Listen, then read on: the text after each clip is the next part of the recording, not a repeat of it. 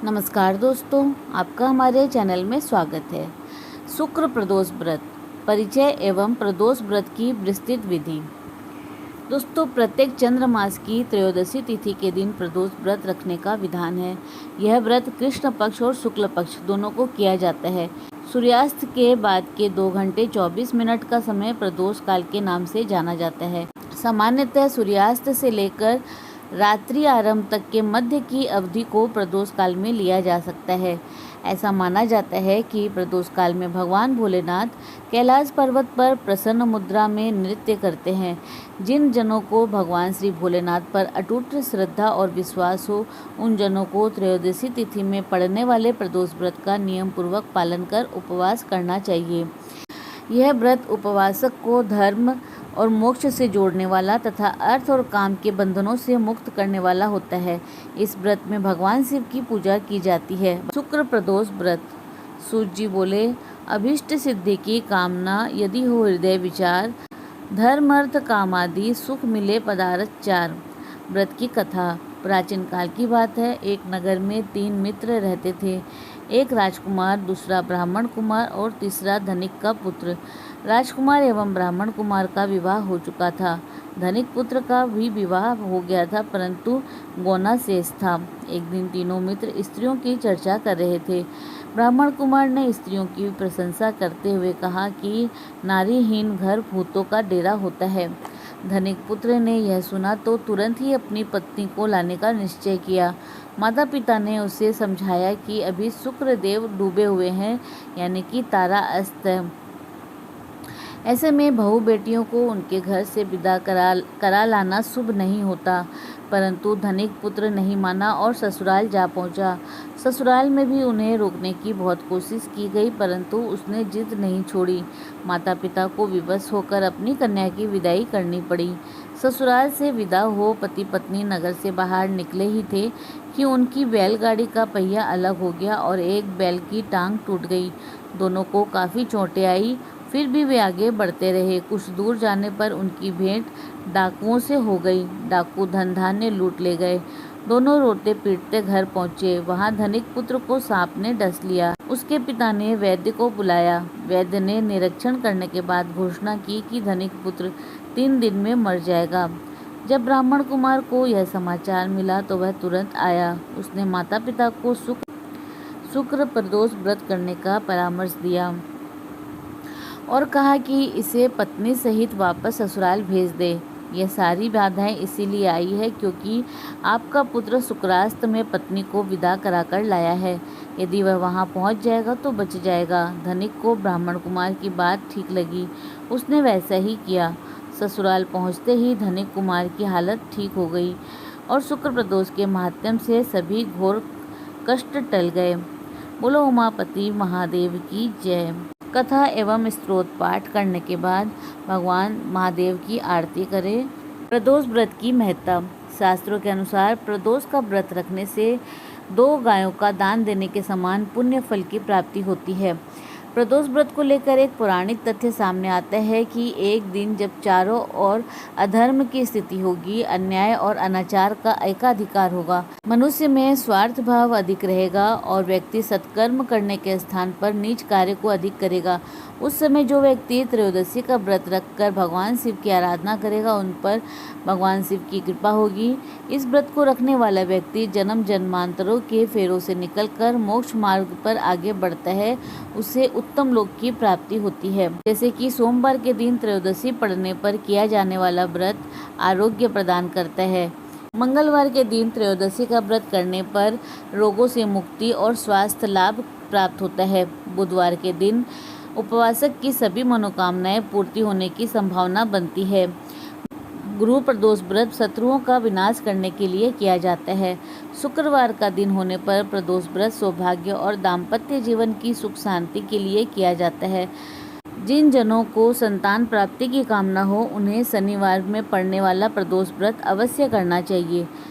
धर्म अर्थ काम मोक्ष की प्राप्ति कराता है रवि प्रदोष व्रत।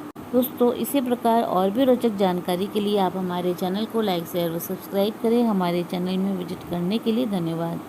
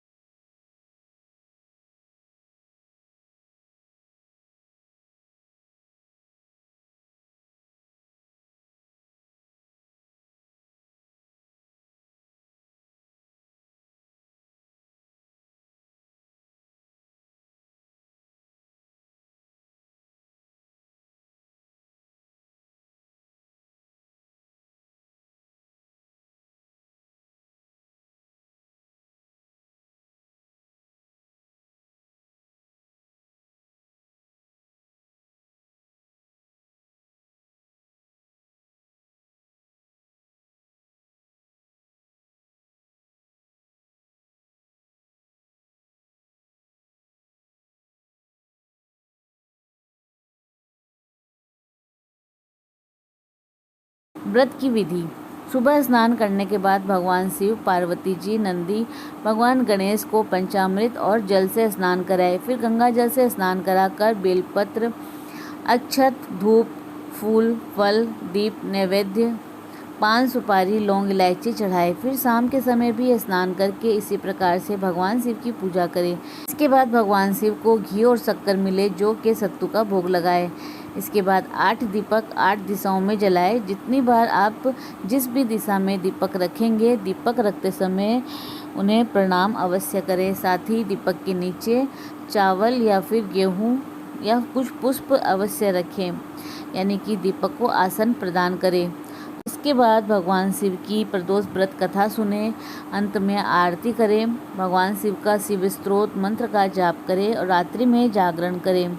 यदि आपको धन की कामना है तो प्रदोष व्रत की कथा सुनने के बाद पुष्पांजलि करने के समय शिव तांडव स्तोत्र का पाठ हाथ में पुष्प लेकर अवश्य करें और फिर वो पुष्प भगवान शिव को अर्पण करें। उद्यापन करने की विधि। इस व्रत को 11 या फिर 26 त्रयोदशी तक रखने के बाद व्रत का समापन करना चाहिए। इसे उद्यापन के नाम से भी जाना जाता है।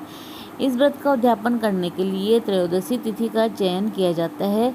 उद्यापन से एक दिन पूर्व श्री गणेश की पूजा की जाती है और पूरी रात्रि में कीर्तन करते हुए जागरण किया जाता है।